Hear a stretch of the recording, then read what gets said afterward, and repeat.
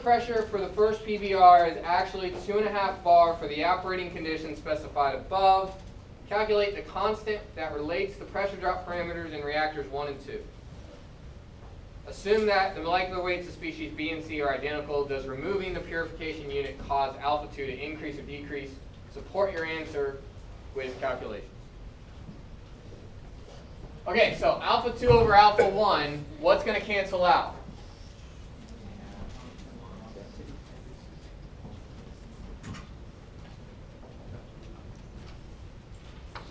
Does the mass velocity cancel out? No. Does the 3.5? Yeah. What about the inlet pressures? Are those going to be the same? No. Obviously, if there's pressure drop in the first reactor, then you're going to have a difference in pressure. What about the densities? Not of the catalyst, but of our stream. Are those going to be the same? No, because I'm doing reactions. So they don't have the same composition, so they're not going to have the same densities. What about the diameter of the particles in my catalyst? Yeah, those are going to be the same. What about the density of my catalyst? What about the cross-sectional area? Yeah. Honestly, you could have gone either way on this. We'll put it, but then we'll slash it out. You would probably want to assume, for the sake of the problem, that they weren't changing. That the cross-sectional area of the two PBRs would be the same. Gravitational constant is constant. What about the void fraction of the material? It's going to be the same. If I have the same particle diameter and I have the same cross-sectional area, those aren't going to change. So that's it. You get these three terms left. And we know this, don't we? What is that equal to?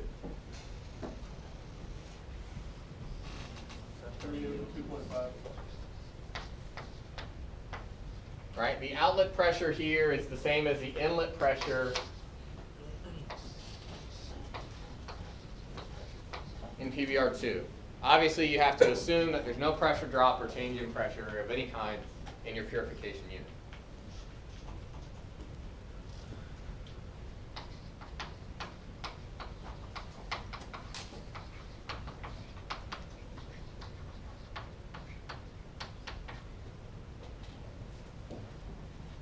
Okay.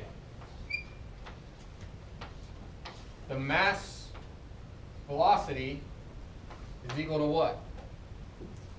Everybody remember? M, so the mass flow rate.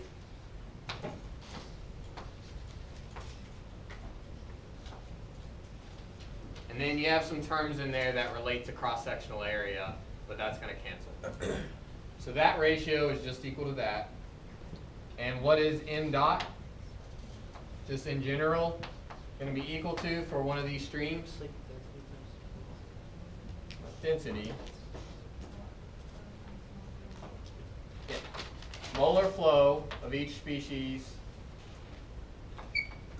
in that stream, J in stream I, times the molecular weight, which he uses this notation, the average molecular weight of, or no, the molecular weight of each species.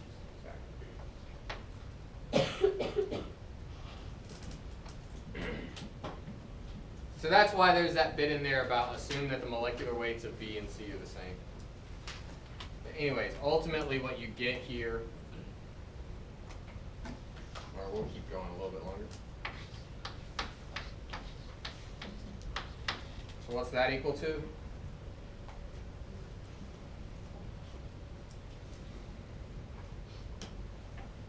Density is mass over volume, but we don't have mass flow rates, we have molar flow rates. So let's put it in terms of molar flow rates.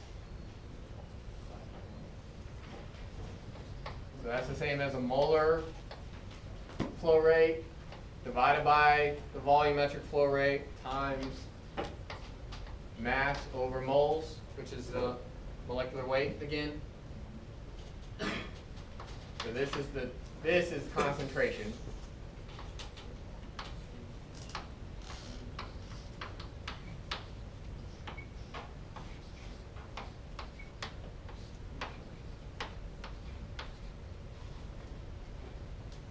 All right, everybody see that?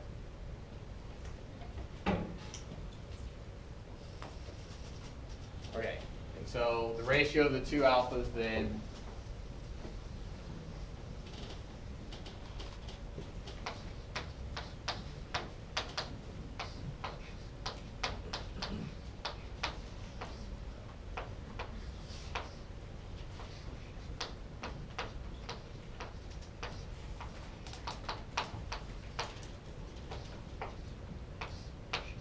I'm just jumping to the end here.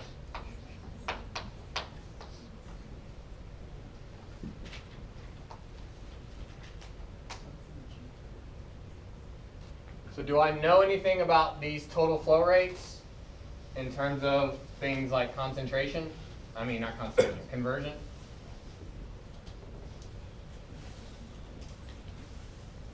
Yeah, right, so you can keep going with this.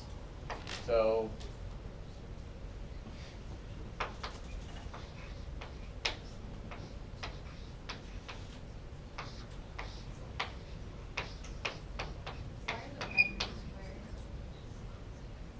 does this show up in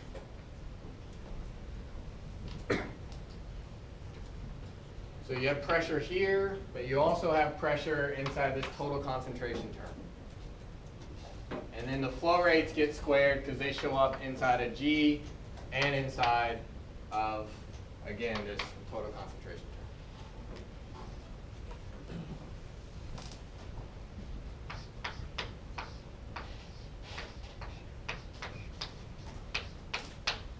I'm just jumping ahead a little bit. But you can get the ratio of the total flow rates in terms of conversions.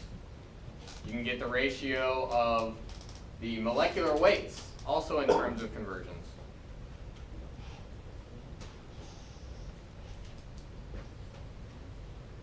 And actually, I think to get that, you need a trick here. Which, again, I'm not going to. This problem's much nastier than what I would be doing. But what is the effect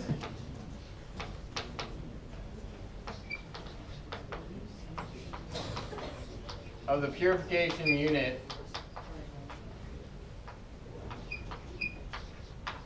on alpha 2?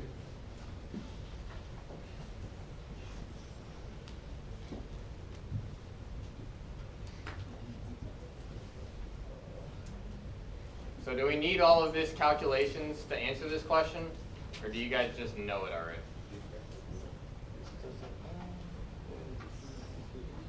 We assume no pressure drop. Yeah, we're not anymore. This is specifically asking what is the effect on the pressure drop parameter of the purification unit?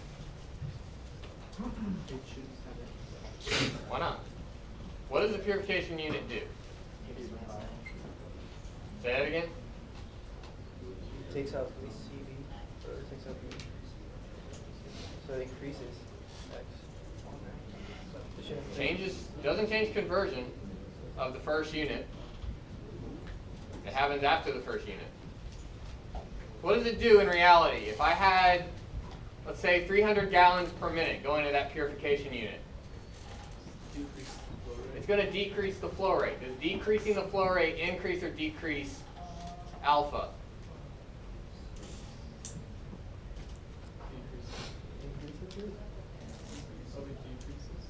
Decreasing the flow rate decreases the pressure drop.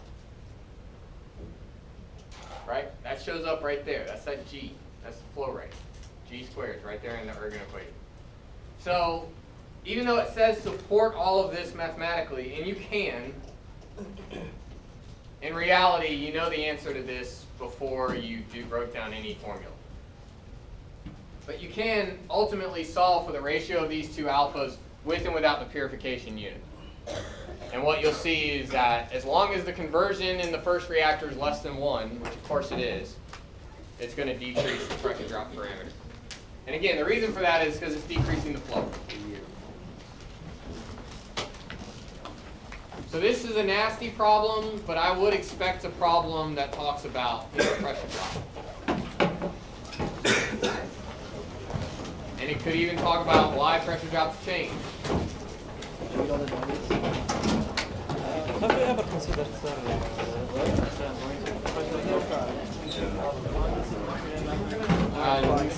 PPR, liquids are incompressible.